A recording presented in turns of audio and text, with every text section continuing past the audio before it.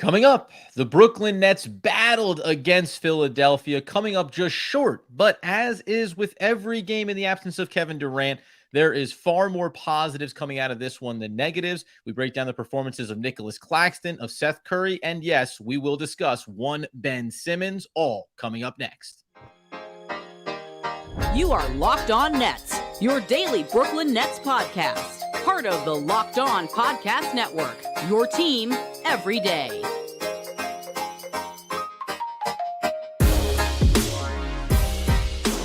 Brooklyn, yo. Yes, my friends, it is the Locked On Nets podcast right here on the Locked On Podcast Network. It's your team, the Brooklyn Nets, every single day. Over there, you're going to find Doug Norrie, owner and operator of DFSR, for all your daily fantasy sports rankings from DraftKings to FanDuel, and on YouTube. He's got you covered. I'm Adam Armbrecht, breaking down New York Football Giants on the One Giant podcast with my boy Andy Mack.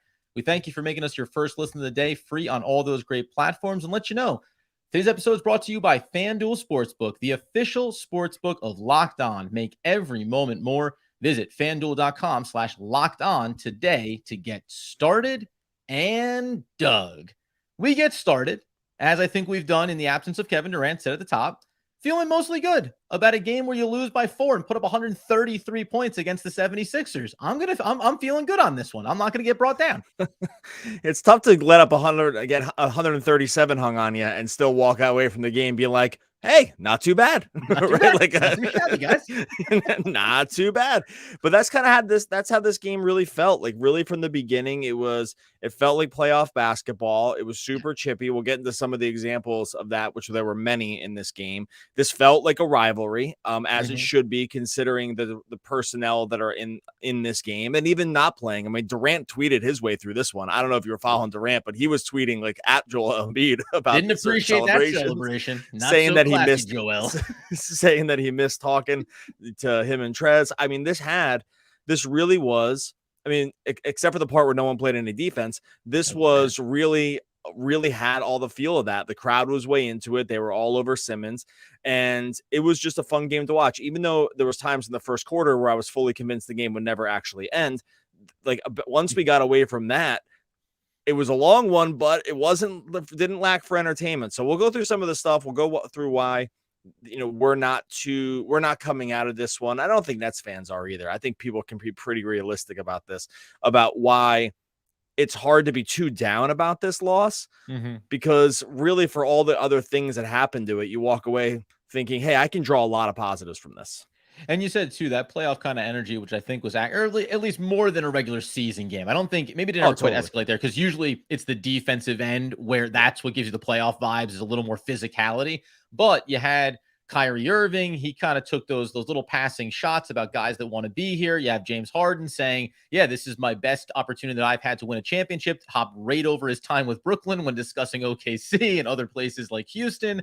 And then you had Montrezl Harrell saying, yeah, Kyrie Irving is the head of the snake for the Nets. We don't really care about what Claxton's going to do, and he's not really a problem for us to worry about. So all those things led to, you had Claxton getting into it a little bit with Joel Embiid. You had him getting into a little bit with Montrezl Harrell. You had Kyrie Irving, who's usually a pretty passive guy in the game. He kind of brushes it off a lot like Kevin Durant will, but he seemed to have a little bit of a, what's the vibe here, fellas? Thought we're all just trying to play a game of basketball. So it did give you that kind of energy where I was pleasantly You have Joel Embiid, who almost hip thrusted his way through into the first into the upper tier of the low section. I mean, it was like Michael Scott that thing. And I always say, man, with Joel Embiid, and it's not necessarily, I'm not gonna go in on him, but when as big as he is and as physical as he is, every play when you're undersized taking him on, it always looks gruesome. Like, it's like, Jesus, you're on the brute squad. You are the brute squad. Like, it's a brutal scenario. So all those things are playing themselves out in here, and then you just get firepower from the perimeter from both teams. At one point, both squads were shooting over 60% in this game. So it was just, to your point, a lot of fireworks, a lot of entertainment value. Well, and then even down to the closing moments, like the closing stretch of this was critical shots. We'll get into the specific players who really stepped up in this one for Brooklyn. I think, what it came down to was just about a critical stop, a critical inbounds play. And ultimately for the Nets, it's funny, in a game like this with all the points, it was like, maybe just 1 or 2 turnovers you'd like to have back. Oh, maybe a little less foul trouble at certain points. But by and large, man, it was just a phenomenal game to watch. And I was happy as well, because I'll go long here. I was happy as well because there was a point where I was like, down 15, don't know, maybe time to turn out the lights here. And the Nets battled back. And without Kevin Durant again, that's as important as anything the Nets can accomplish in games like these, is not being a team that gets put away by one of the best in the East in the 76ers. Yeah, I think what you have here, I think what this game really speaks to, and it speaks to like sort of everything that was happening both on the court and whatever went on in an extracurricular sense, is that what's happened here because of all the storylines, and this is good for the game, by the way, like this is good for Nets fans, and is that we have a rivalry. Like this is an actual rivalry. Now, neither of these teams have won anything, which is usually what you want to usually want to get when you have a rivalry. But once you don't have that, once you go to the next step beyond, what you want are storylines behind these two teams. And these two teams have so many threads between them that it just makes for good drama. Like even if it's chippy and even if it seems like sort of even borderline childish at times, which it does, the stuff that is going on here is fun. Like you obviously have this. We don't need to go through all these things, but you have the Simmons piece, that is a still lingering thing in Philly. The crowd was all over him, although not as bad to begin. They got themselves lathered as the game went on. It wasn't as bad with that early as I thought it would be. So you obviously have the Simmons thing. You mentioned the passing shots about this is the closest to win a championship. I mean, they were like 2 series away from easily winning the championship when it was the Nets, but we need not remember those times. That doesn't matter. You have the Seth Curry, Doc Rivers piece, which the announcers can't help themselves every single time. Yeah, we know he's a son-in-law. Like we get it. Like it's awesome. Yep. They will see each other. Yes, it's true. You have Durant and Embiid, who at least from a basketball sense don't like each other. I mean, when they're on the court together, whether they get along off the court, I think a lot of these things tend to have a different life off the court than on. And so I think that's fine with him and Trez too. Like there's so many things that are going on here. Of Claxton as a player in the league, right? That I think brought a different dynamic to this game than other times when we've seen them, because Claxton wasn't this player, right? And now all of a sudden, like he has a confidence to his game. And by the way, he seems to be comfortable getting into it with dudes. He was completely there for it. Yeah. He was completely there for the whole piece. Well, I want to get into Claxton like more specifically here in a second, but finally, you kind of have a built-in rivalry against a lot of teams, or at least their fan bases, because every fan base hates Kyrie. So like once you add that final thing, it's like little Kyrie across the top. Oh yeah, every fan base absolutely hates the guy. So once you add all these things in, you do get like I would love for these two teams to meet in the playoffs. Yes, like this would be awesome. 2 fully healthy team between the Sixers and the Nets. If they were to actually find a way to meet in the playoffs, whether it be the first round, because that's just how the seeding is going to shake out, which there's a real world for it, or like a second round matchup, however it can happen, I feel like they have to make it happen.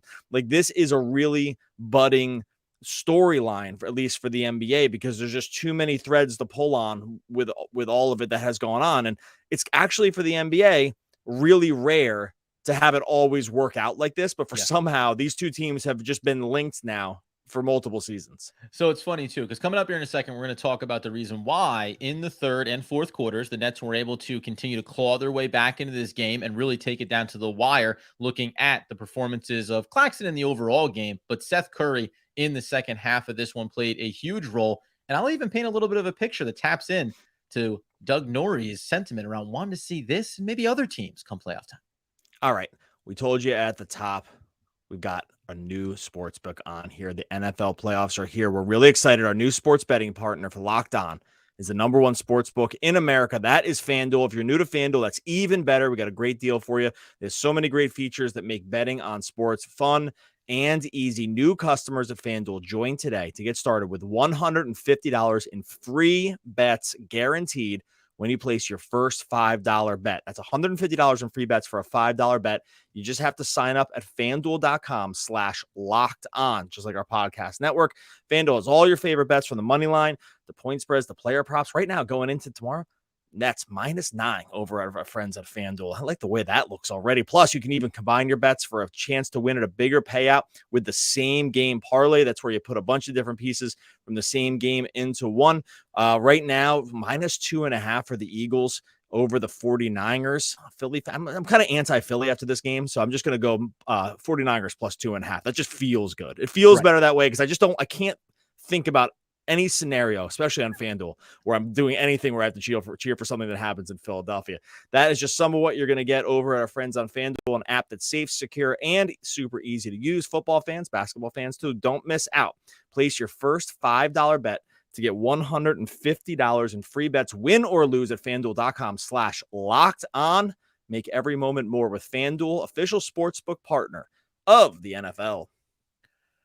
Okay. So before we tap into the performance from Seth Curry, which was critical in the Nets' attempt to come back in this one, I will just say, you want to paint a picture. Remember, like there also have been moments with Giannis and the Bucks for these Brooklyn Nets. So when you talk about going to the playoffs, not to get over our skis about it, but it's like, yeah, man, this version of this team with Kevin Durant and Kyrie Irving and Ben Simmons and the emergence of Nic Claxton, like, there's a real world scenario where they're checking like revenge tour kind of boxes for themselves when it comes to wanting to get to that ultimate goal, whatever it's going to look like. But inside of this game, in the first half, the Brooklyn Nets, it really was the second quarter, they lost it by 10, and that's what set up the deficit in the third. You want to start with Claxton or Curry? Because Curry's the fireworks that gets you back across the line here and makes it interesting. But I think without Nic Claxton in this game, you might as well have lost by 160 because he was the only thing on both ends of the floor that seemed to play from tip one to the final buzzer with consistency for Brooklyn.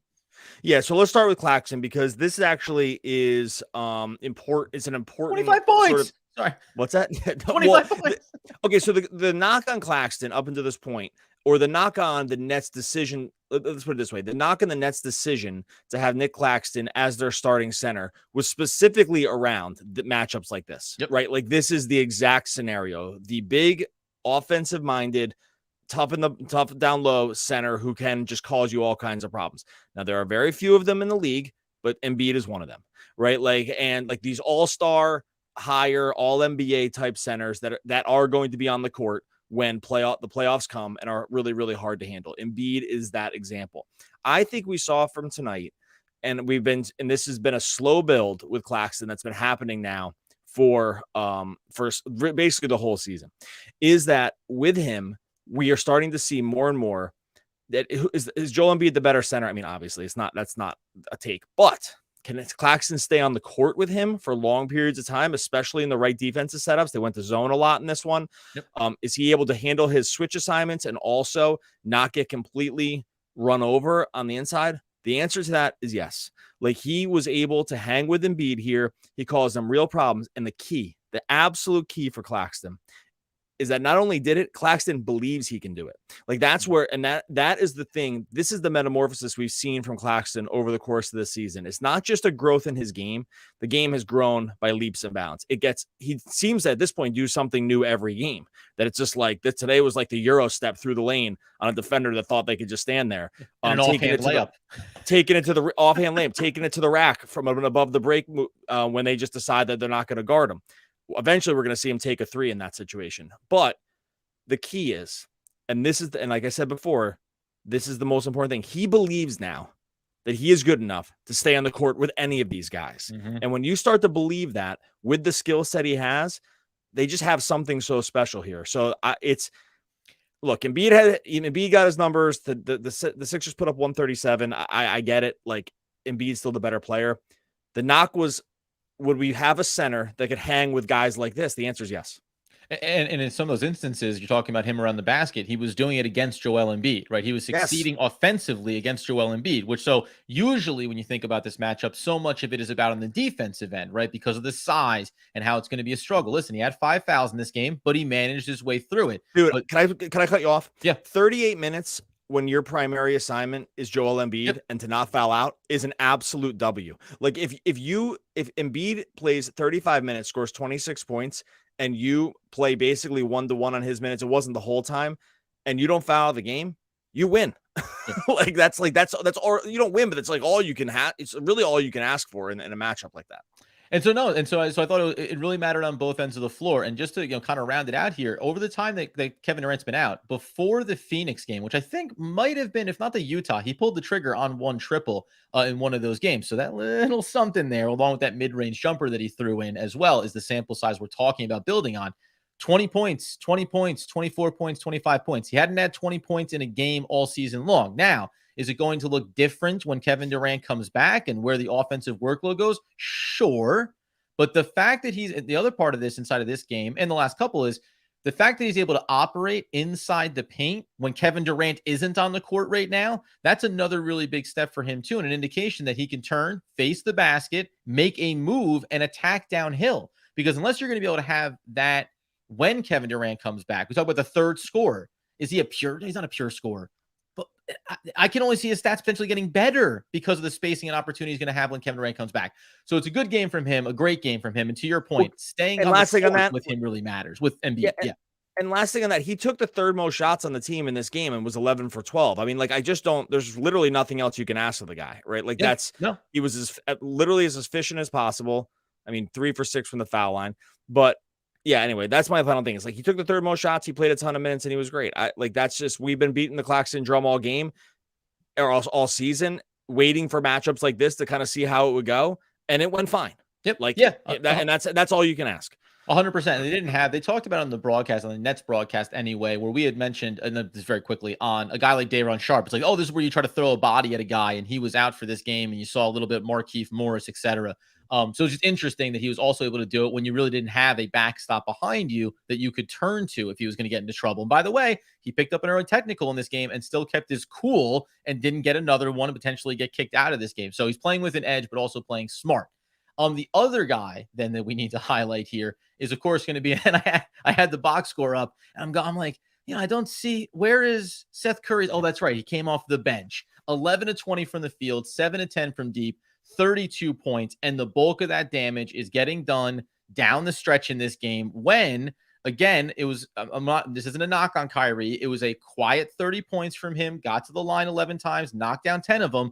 But this is the old, when you look at it, if you want to remember Montrezl Harrell, head of the snake is Kyrie Irving, and you saw him getting bottled up. You saw them paying the attention of making it difficult for him to get his. So he had to be able to rely on someone else. Seth Curry, a guy who I'll admit, when we talked about who's going to be able to step up, there were a couple of games here where I was saying, yeah, you'd like him to be the guy that has the on-ball skills, but I'm just not seeing it. In this game, along with the perimeter shooting, though, he was taking on the defensive assignments on the offensive end and saying, I can work a couple of moves here, get myself a bit of space, knock down critical shots. Without him, this game is another key element that without which the Nets are getting blown out in this game. I thought it was a really big performance from Seth Curry and a nice reminder that he can get you there in some big moments like this. And a bit of a homecoming. He played, obviously, with Philly as well.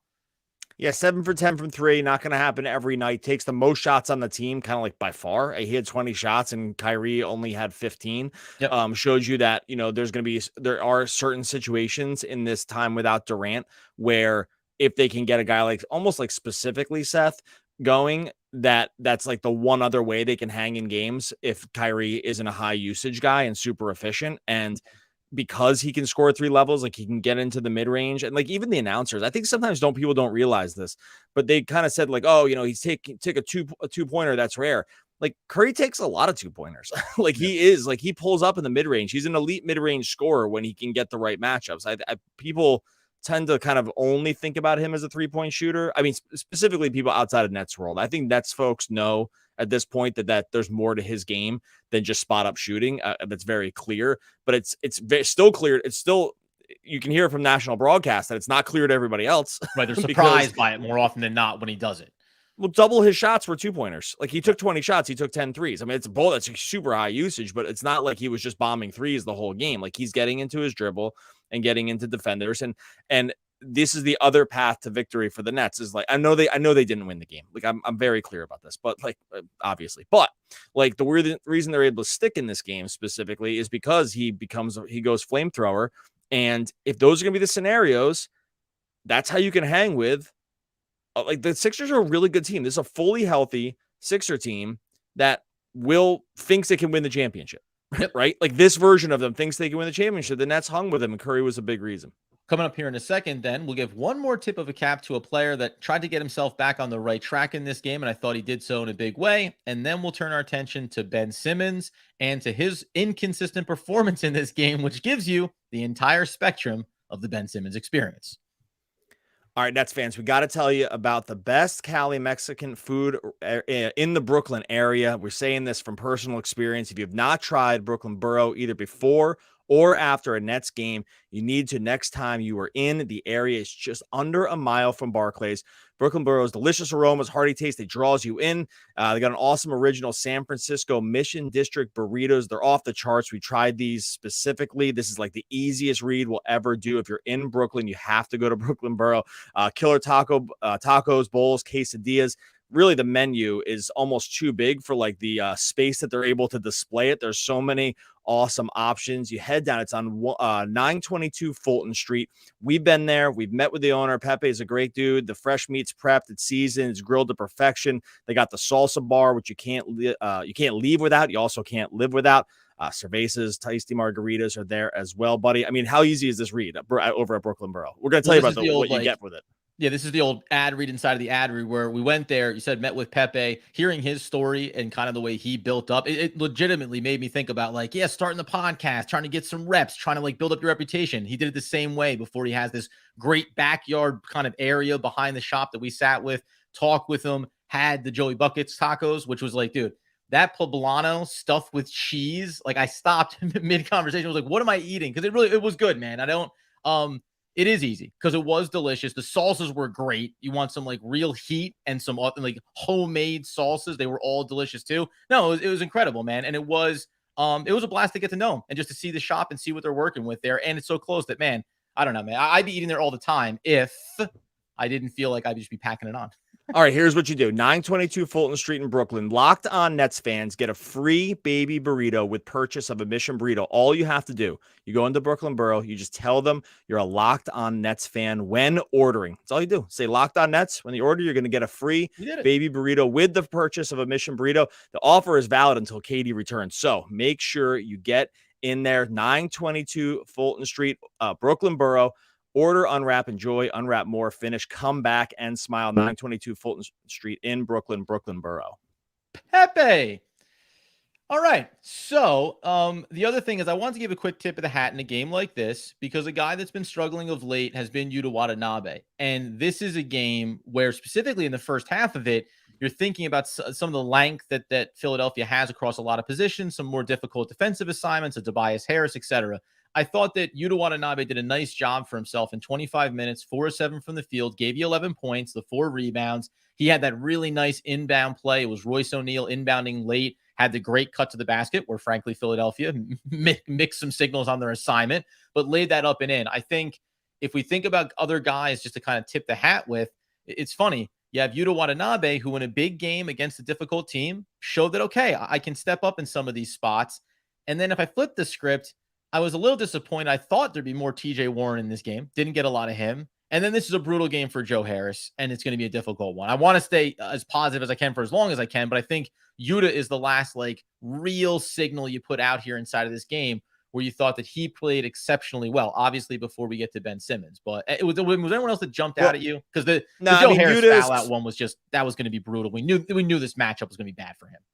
Yeah, the length for Yuta is going to help him here. I will say Warren got played off the court early because Harden basically just called him out in a switch for like 5 straight possessions and then cooked him, and that was basically the end of that. So I think you're gonna, if you have a ball handler, especially in the switching situation like this, that's going to be able to just kind of signal who they want to be able to take on.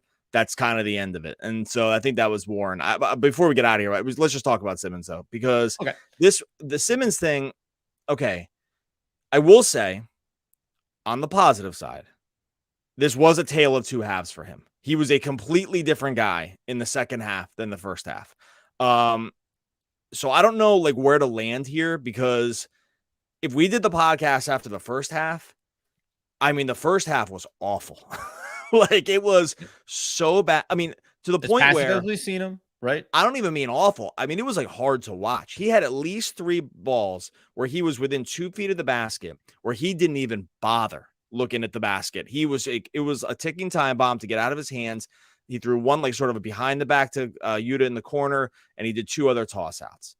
But then the second half, something happens. It's just the third quarter, by the way. He scored all 12 of those points in the third quarter, I think. And third quarter, he comes out.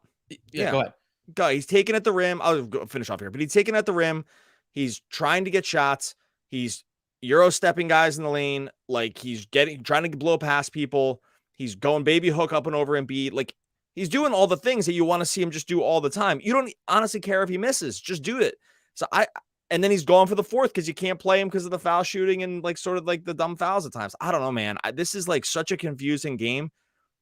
It really kind of depends. With Simmons here, if you only watch the game in parts, you could have 3 completely separate opinions about this game for Simmons, depending on when you tuned into it. Here's what I'm going to say is that, so there's 2 things that happened in the third quarter.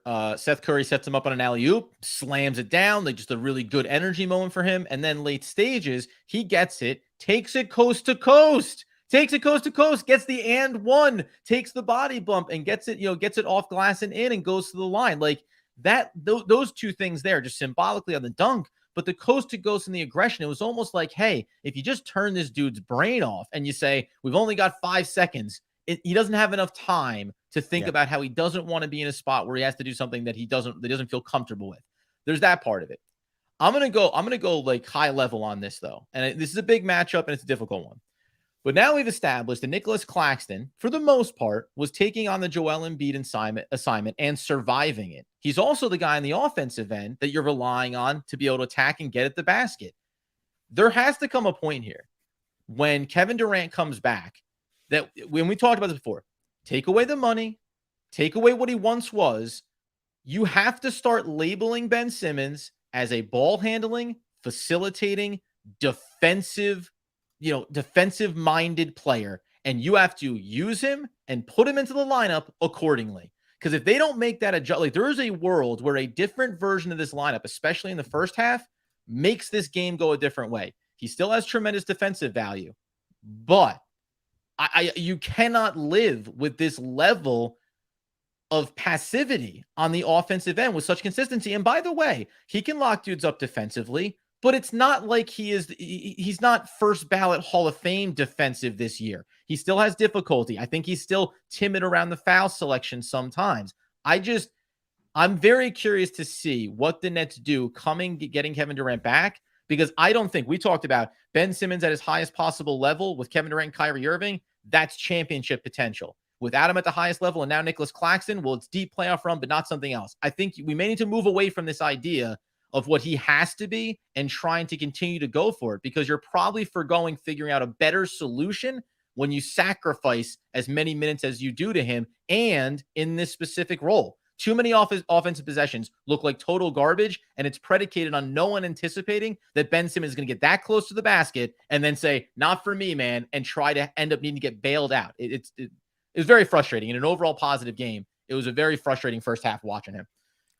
Yeah, like I said, if we did the podcast at the end of the first half, it would have been the lowest I've been on Simmons. It'd be the lowest I was on him all season. And it wouldn't have been close. I've gone through sort of the ringer with him about feeling different ways. We're cheering for him hard. Like we want to see him play like he played in this third quarter, where he's aggressive and wants to get to the rim. And if he misses, he misses. Like, who cares? Because it just has to happen. Because it's funny. Like in the first half, it was one of these things where, when you do something so little, the times you do it become completely accentuated. So like when he shoots so little, the times he does shoot become these huge things, right? Like it's like, oh my God, he finally shot. And then if it's a miss, it's even worse. We saw in the third quarter when he was trying to shoot more and get into the basket, like the misses mattered less because there was more of a volume around doing it. Like that has to be how he operates every single game, so that every shot doesn't seem like this like game turning moment for him. Yeah. And I think that like volume does it, and you just can't get better. I don't know. So like, and here's my point. I think my point too is I'm saying in a frustrating way, and I think my point is too is like, take what he does well and treat that. How would you use that skill set on your roster? Not how you would use what he could be, because then he actually can be the most effective version of himself. And it is not, I don't think, at least up to this point, it's not this role. Because you can't have the inconsistencies like you see on a game-to-game basis. And we can all see it. Picture down the stretch. Picture a playoff round. Can't have him in the fourth quarter. He's great in the first quarter and then disappears for the entire second quarter. Sure, Kevin Durant or Kyrie Irving can pick that up. But I think the reliability is what we talk so much about with this roster. And right now he just doesn't have it. So hopefully the third quarter is a spark for him. And he did keep himself balanced, right? He did take some of the aggression, the foul calls. There were a lot of things that went on in this game that I thought he did a nice job staying level-headed around. So yeah, like the tech was totally BS. Yep, Like and he was good. He smiled, stayed away from it all. So I thought he held himself very good in Philadelphia on that, that kind of matchup. But I don't know. Yeah, like I said, I think that the third quarter at least swung it back around. I know what you're saying. You're saying that like the expectations need to be recalibrated. I think that you're probably correct on that. But I just don't think they can be. So and that's like the other part of that's hard. Like I think yes, on some level you want to be able to set a new baseline for what the expectation level is for him. And at the other hand, you just can't. That's just not how it works. You just can't. There can't when you know that there's this other piece of his game that exists and it just doesn't happen for long stretches. Like you can't just forget about it. And so I think that's I'll extra step. I think he should be in the bench unit. If it keeps going like this, then he should be in the bench unit when Kevin Durant comes back, because it just makes more sense. You surround him with a Seth Curry and some other shooters and let him try to go, but you need to have reliability in the starting lineup. Just looking up we're going to get out of here in a second. Say something, vamp for like 2 seconds. I'm going to get these on-court numbers. I know I should have just... believe it. Yeah, I know. And by the way, because some of the things, and I know there was a sample size here too, where over certain stretches, he was the only guy that was having success. And he was some of the, one of the few players that was in a high plus minus when we talked about certain games like this. So there's that weird part about balancing what he does defensively and what feels weird offensively. But let's see, maybe it's turned the other way. Okay, so 294 minutes this season will end on this. Kevin Durant, and this is why you always have to do the final evaluation of something when Kevin Durant's back on the court. Yep. Kevin Durant, Kyrie Irving, Ben Simmons, Nic Claxton, 294 minutes, 122.78 offensive rating, 112.84 defensive rating, plus 9.94 net rating. One of the better numbers you will see over a 300-minute stretch. So, does that include Claxton or no? That was Claxton too. It was all four of them. Yeah. I wonder that'd be the hair splitting thing, right? No, it's all four of those guys together. I know, but take like if I'm saying if we isolate Claxton, Kevin Durant, and Kyrie, and the numbers still look the same, then it becomes an interesting conversation. Well, it's not going to help you here, buddy. Kevin Durant, Kyrie Irving, Nic Claxton, negative 104. Really? So there you go. Yeah. So you're wrong about everything, and I'm right about everything. There we go. And that's how. All right, we're gonna get out of here. Appreciate everyone that's jumped into YouTube. We'll do a few extra minutes on YouTube as bonus, as we always do. If you are listening on the podcast, make sure you subscribe to YouTube, because the podcast is going to end, but YouTube will continue on. Subscribe to Locks on Nets over at YouTube. It's not about what I want. It's about what's fair. Harvey Dent, Two-Face. You see, it's like the two sides of Ben Simmons. You see what I did there, Doug? Which version of Harvey Dent, or is that just like from the comic books? That's from the Dark Knight. No, we go Dark Knight. Oh, Dark Knight. Okay. Yeah. What's his name? I can't remember his name now. That's the good one though. All right. One of the all-time. There you go. Aaron, there we go. One of the all-time great poets. We'll be back again tomorrow talking more Brooklyn Nets basketball. All right, it's the Post Podcast where, I mean, geez, speaking of Dark Knight, dark end to the podcast for yours truly, because I know those numbers were, I know we knew because we talked about those numbers before and how good it can be. I'm gonna keep coming back to it as we welcome everybody in. And if you have any questions, shout them out at Locked On Nets. Obviously, I see some things even firing off a little bit about. I see a Nas Reed shout out in there as well. But here's what I'm gonna say. I'm gonna keep hating on him because either he has to be one of the best players on this team, or he's not good enough. I ripped him like for the whole first part. I just like how it gets associated. I'm just appreciating when it gets associated with you. Here's one, not the other. No, but the problem to me is always going to be, and this is the problem. In the regular season, those numbers can look great because it doesn't matter because Kevin Durant and Kyrie are doing the heavy lifting. But we've already seen sample sizes in playoffs where when Kevin Durant gets taken away, what happens next? And not having Ben Simmons be a viable offensive option is going to hurt you. And guess what? Had a great third quarter, but there were two quarters in this game where effectively that's what was happening. He was hurting your chances to win this game and play consistently because of what he can't do on the offensive end. All right, so this is a good question. So it says, can you elaborate on how Ben's play impacts the team so positively, even though the box doesn't reflect it? Okay, so here I want to make a very clear statement around Ben Simmons here.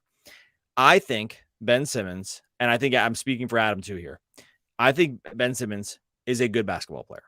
Mm-hmm. He is well above average basketball player. I'm removing the money from this, okay, completely. all of my criticisms around Simmons at this point are levied at what he needs to be for this team to like really win the championship. Okay. Like that's really all it's about. Like regular season Ben Simmons, the numbers are the numbers. It just is what it is. Okay. For the Nets, if we're only thinking the track of Ben Simmons, if we're only thinking about the Nets track as a championship contender, which at this point with Kevin Durant, that's how we have to be thinking about him, then we are going to have to pick out parts of his game that are not going to translate to the things that the Nets need him to be able to do for them to win the championship. Yeah. So the criticism, sorry, when you make this money, and when you are this profile, the expectations for you are different. The expectations for Simmons are different than we have for like Day'Ron Sharpe or Markieff Morris. Like, who cares? We don't care about them. I mean, we care. Speak effusively about Yuta Watanabe because the bar is where the bar is for Yuta. Exactly. So this is the problem with expectations. Is like, no one cares until you make a lot of money, and the money matters because like the money you make means they can't spend money to get other players. So the money does matter, right? Just on a logistical level. When you make this money, and when the expectation levels for you are set this high, and maybe this is what Adam was trying to say, is like resetting the expectations. Like, and I'm personally just not willing to do it. Like, this is so it can sound like hating on Ben.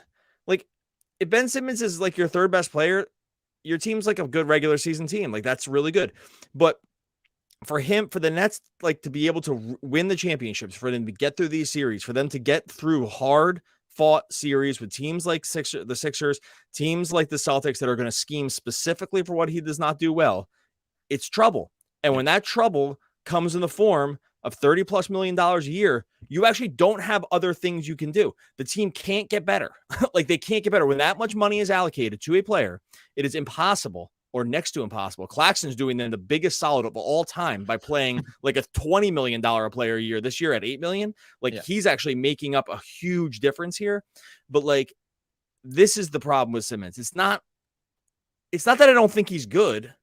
It's that you said it there. You said it there about, is that about the resetting the bar, about what I meant. Like, what I mean is, I would love Ben Simmons if he was a guy that was coming off the bench and playing for these spurts. We're like, man, look at him. Again, you know what it's a lot like, and it's hard for people to wrap your head around. It's like when Nic Claxton was still developing a year ago, we go, see how he just came in and clamped down the opposing guard there? He just followed a 2 all the way to the basket and rejected him. Those little things. And then, flashed at the rim, took an alley-oop for a dunk. Like, if you recalibrate what you want from him or what you think he should be doing, all of a sudden you'll actually like what you get from him with a lot more consistency. And I'll just quickly throw up this one. It says, can't afford to have Simmons out of the starting lineup. Not enough defensive players. I completely reject that. If you have Claxton, Kevin Durant, and Royce O'Neal in the starting lineup, that's more than enough defense in your starting lineup. Now, again, there's problems and issues and all kinds of different things we get into, but I don't think it's as one-to-one as saying you need to have Ben Simmons in the starting lineup specifically for a defensive purpose. I missed a lot of these other ones in the background. Was there another good question in there, Doug? Oh, sorry. I don't know. I was scrolling through. We'll throw Clash. Somebody, by the way, said I was right about Ben Simmons in there too. We'll assume that's the ultimate narrative that we're building with here. Clash always in on the conversation. We need to sign Claxton long term. He is legit top 5 center in the NBA now. Yeah, I mean, I will say they mentioned on the broadcast, like, interesting timing around Kyrie Irving's coming out and saying, yeah, looking for that extension conversation. Got a game we got to get to here in a second. So you have that hanging over the team in the offseason. And then you have Claxton, who has one more year left. But remember a time when we talked about the Nets organization, like doing things the right way and rewarding players for developing and et cetera? You'd like to think that the Nets will find a way to pay him closer to what he really is worth going into next year, as opposed to saying, we got extreme value here. See you another year from now. But I don't know how that's going to shake out, because it's going to cost you a ton in terms of that luxury tax, because you're still going to have Kyrie, potentially Ben, and obviously KD on the books. Well, I mean, he's signed through next year, so they're not going to like undo that. It's just going to be sometime next year. They're going to have to reevaluate where the money is. It's going to be a lot more. I mean, good for him. It's awesome too, because remember with Claxton, we aren't too many months away from being like, this is interesting. $8 million. Let's see how this goes. Right. Like it was where it felt like it was between him and Bruce Brown, maybe. And, they never really made an offer to Brown. It kind of was like head scratching, but you kind of squint and see it. And but we were still really unclear. I mean, it's really easy to forget that now, but like Claxton's been, I mean, this is so far beyond any, and even the most bullish Claxton folks were like, no, I don't think anyone thought within 6 months we'd be here, right? Like, I don't think, no, even with the most reasonable, super positive outlooks on him, I don't think anyone thought this was going to be maybe like one day, but not what he's doing now. This is an interesting one, I think, just from because they've talked about this in terms of not burning out Kyrie in the absence of Kevin Durant. Like, how do they approach Don't that? even get me started on this stuff. This is like, I don't know, maybe this one, I went absolutely tilt on this stuff like over the last couple of days, because when you project basketball minutes for every team, like that's right. That's a whole other side of Doug's life. One team a night does this, like, or it seems like just does this stuff. Like tonight it was Denver, where they're like, oh yeah, it's gonna be Bruce Brown, Christian Braun, Victor Kanker, Zeke Naji, and Aaron Gordon. Good luck. Like they almost beat the Bucks too. But like once a night, it's games like this. I doubt they'll rest Kyrie. I think the expectation here is that like you carry the load. So I doubt they do it, but I don't know. Here's another good one from Wesley, so we'll go back to it. Do you see any specific plays being set up for Simmons to get an easy bucket? I think the problem with that question is that Ben Simmons is on the ball. He's setting the offense. So when it gets into Kyrie Irving's hands, like to me at least, and you can add to it, Doug, when Claxton's on the floor with Ben Simmons, Claxton's the guy in and around the basket. He's the one getting those easy looks. A lot of times Ben gets caught in a little bit of no man's land. We've seen it when either he has the ball, gets down into the paint, and then looks for a bailout. But there's also instances when he holds it up just inside the arc and looks to give one of those handoffs. There isn't the hand it off and roll to the basket and leak towards the basket. There's a little bit of just empty space that he occupies on the offensive end for stretches. It makes it hard. Again, a guy that doesn't have a mid-range shot, a guy that isn't confident going to the basket, and a guy that doesn't want to get fouled. How many offensive plays would you run to try to set him up to have success? And there's not necessarily right now without KD a lot of space to create those easy looks around the basket. You saw the Seth Curry one was a good example. He got the feed from Ben Simmons. He went towards the basket, and when Curry had it off to the right side, you had Embiid step out to try to close him out, and that left a nice opening for Ben Simmons. But those are so much more slowly developing than the Nic Claxton plays. It's just it doesn't fit into the rhythm of the offense to me. So like a good example of this would be like when they run the pistol action, which is when like one of the wings or a shooter will come up from like starting in the corner and will come up to the ball handler, and that's where the action starts. And sometimes it's like in the form of a DHO, like a dribble handoff, like Adam said. And it's at that point they'll try to see like, is the defense switching or are they staying home? And then like, are you going to get a shot over the top, or are you going to be able to start an action? Sometimes what I would like to see is if Simmons took that, because here's what no one expects him to do: not dribble handoff and just take it right to the rim, like speed right through the action and move. And that never happens, and no one expects it to happen. This is why guys you can play drop against Simmons to some degree, which is why a lot of times it would look like he was just standing by himself, like at the top of the arc or foul line extended, because he's not going to do it. So forcing actions like this, and I think a lot of this too, are they specifically designed for him to do it? I mean, kind of. Like they watch how many times either he doesn't give up the ball in a DHO or like gets the ball back and has the right switch on him, which is like in that case a bigger guy that he should try to blow by, right? Like, and that he doesn't do it, or take the DHO and then they actually do switch and he has a smaller guy on him and he should be right down in the dunker spot because they should be going to put him into the post against a smaller guard. They just don't do any of that stuff. Yeah. And so even with Claxton in the dunker, and they actually started running a little more pick and roll with him and Kyrie, because that's going to be a little bit more effective against a guy like Embiid, especially if Embiid comes up. Like, these are the actions I just don't think we see enough from Simmons. And I actually just do think it's all on him. Like, I think that these situations are set up for him to make these decisions, and he's just not making decisions. He did make more of them. So I would say, like, to just expand on what Adam said, look for every opportunity that Simmons has the ball in his hand, foul line extended above the key or in that pistol action. Just watch what he does with it and see if there's any thought in his mind about whether he's going to take the ball to the rim. He's never going to take, but okay. He's never going to shoot a jump shot. He's never taking a three. Those days are long over. We never even, I saw people posting this. It's like, oh, if he can get a jump shot, it's never going to happen. He's never going to get a jump shot. Like, I can say that. I'll bet my life savings on it. Here we go. Like, he's just not going to turn into just some spot up jump shooter. But there are a lot of actions where he could take advantage. He started doing it in the third quarter of this game, but just watch for those. Like, watch where he should be able to turn the corner. Watch where the defense knows that he's not going to do it, right? Like, those are the situations I think I would like them to see just sort of different. Yeah, and so there's two things I want to hit here real quick. First of all, do what Javon says and hit that like button. There we go. Smart. Smartest listener we have. Hit that like button.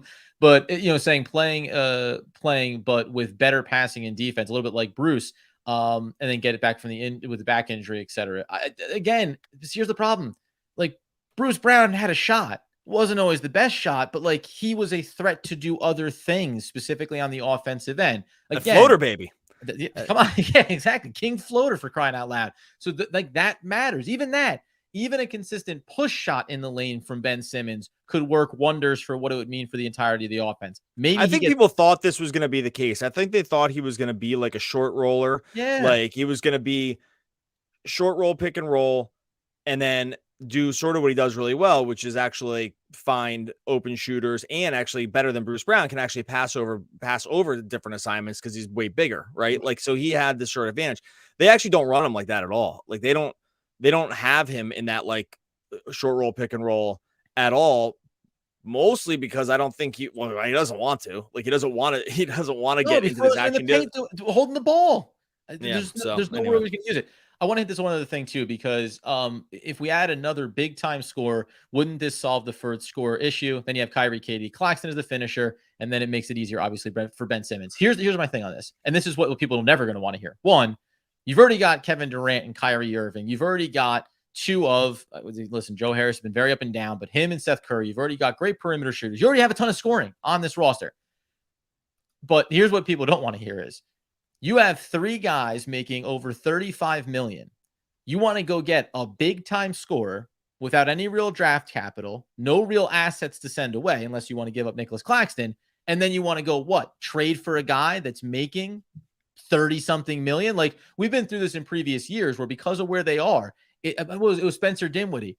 Re-signed Spencer Dinwiddie for 20 million. And at the time, I don't remember the exact figures, but basically, like, sign him for 20, it cost you 40, because that's where they were in the luxury tax and the hit they were going to take. So, like, and it's not a knock on JS for bringing it up, because yeah, you'd like to have that other guy. You'd like to have that next player. What you'd like to have is James Harden here with Nic Claxton playing the way he is and not having Ben Simmons. But guess what? That's not what they have right now. And that's not coming through the door here. I think, and I talked about the Naz Reid kind of conversation. There's a little bit of Serge Ibaka. I still think that if Sean Marks and the Nets are going to make moves, and there's rumors that they are trying to be active going towards the deadline, it's going to be the sum of two pieces. It's going to be getting a defensive-minded guy in the backcourt if they can, and it's going to be getting someone who can come in behind Nic Claxton, like a Naz Reid, and spell those minutes, and again, reduce what's being asked of Ben Simmons. I think that that's the goal that they're going to try to accomplish here with the limited, options they're going to have. Yeah, I agree. I mean, we've been saying this forever. I just don't think there's no third star coming through here. Like, they don't have a ton of guys that have trade value. I think that's going to be somewhat of a harsh reality for Nets fans. Marks has been able to pull a lot of different stuff off, so I'm not putting anything past him. He's been pretty darn good at this part of it over his tenure. So there's no part of me that wants to underestimate the Marks' ability to, like, sort of turn nothing into something. He's been doing that for almost the whole time he's been a Nets GM. I think he's mismanaged some of the superstar pieces at times, but like the smaller transactions outside of the 2 years ago free agency, which I think it made sense what he was trying to do, but it just didn't work at all. Outside of that round of free agency, I think what he's done has been awesome. So there's no part of me that wants to underestimate him. I do think there is just a realistic scenario here where the Nets just don't realistically have enough to get something really big. And the part where you want to trade the guy that you don't like anymore is like always the most hilarious take, I think, from anybody. Oh, yeah. Not you specifically, but like anybody. It's like, oh, TJ Warren played 5 minutes. We got to trade him. Hey, man, if TJ Warren's only playing 5 minutes for the Nets, like, if he's getting called out on the defensive switches with James Harden, who's going? I got him. Trade them. He's like old. I want it to be good. It's not like a knock on TJ Warren. I'm just saying that, like, these scenarios it just doesn't work where you just take your trash and turn it into treasure. And so I'm not calling these guys trash, but I'm just saying that like where you just are able to cobble together 4 guys you don't like and turn them into some dude you really like. That's just not really ever how it works. All right, we're going to get out the door, I think, but let's just remind everybody that we were mostly positive coming out of this game. We ended up talking about. Well, they did lose. They still lost. They still lost. But reminded many times in chat that yes, they still lost. I get it. 100%. But by the way, because I remember thinking about this, because I talked about it on yesterday's episode. The Kevin Durant mostly positive around the injury update, another couple of weeks. So I put it as like before the deadline, which is the Phoenix Suns. The 76ers game was going to be hard, but you get Detroit, New York, LA, Boston, Washington, Clippers, and then the Suns. Like, again, try to keep your head above, trying to keep your head above water. Got to go out and beat Detroit, right? Got to win these handful of games that are easy, quote unquote games. And at the minimum, coming out of a game like this against Philly, you go, okay, by the way, and this has been part of the problem without Kevin Durant, play like you did offensively, a little more defensive focus wouldn't hurt. Play like you did against Philly. You'll absolutely destroy the Detroit Pistons. But this team has shown game to game they've been a little bit Jekyll and Hyde without KD and finding consistency. And we didn't even touch on, we'll see, because it's going to be back-to-back. Kyrie Irving, again, and this is funny. I wanted to make sure I brought this up. Because a lot of people, they were saying in our chat, and it was a good conversation about how we're really pouring in on Kyrie Irving for hero ball. But then look, when he goes and wins you games.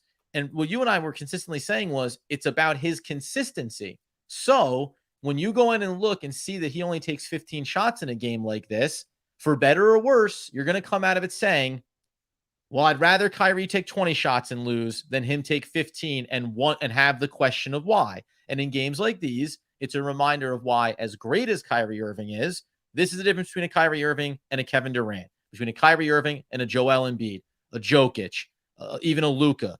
These guys can go out every single game, regardless of matchup, and get theirs. Kyrie at times is going to be able to be contained because of his size, just because of the position that he plays. So there's a part of that too over this stretch without having KD. Yeah, I don't have much to add to that. Yeah, I think that people thought that what we said about Kyrie was like knocking Kyrie. I wasn't. I've praised Kyrie maybe more than anybody.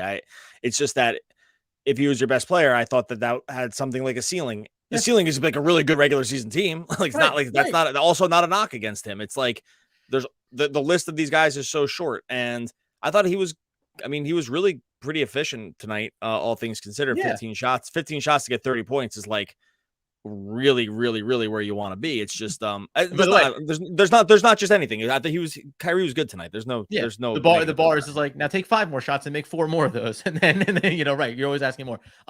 Just one more to Javon. Obviously, thank you, and we always say at the end of these things, man, thanks to everybody for coming in and doing these post-game lives. We really appreciate it. We love having some things thrown at us in the chat that makes us think about something differently, as long as it doesn't involve saying go out and, trade for Joel Embiid in some insane scenario and those kind of things. But everything else has always been great. So we really appreciate it. Get those alerts on over on YouTube as well, so you know when we're going live, the podcast feed, all that good stuff. And we'll be back again next time, talking all things Brooklyn Nets basketball.